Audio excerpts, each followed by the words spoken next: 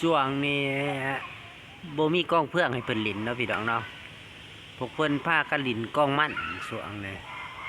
โอ้ยมันแก่งเกิบมาอะไรเนี่ยผู้หนึ่งกับแมนถาวอาทิตย์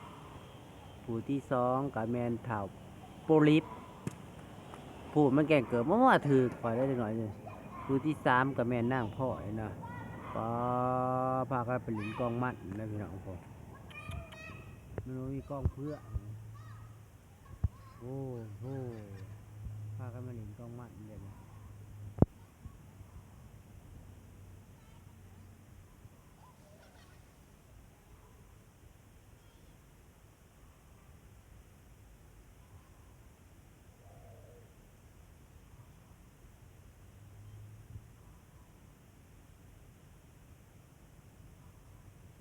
หลินกล้องมั่นแทนกล้องเพื่อนพี่น้อง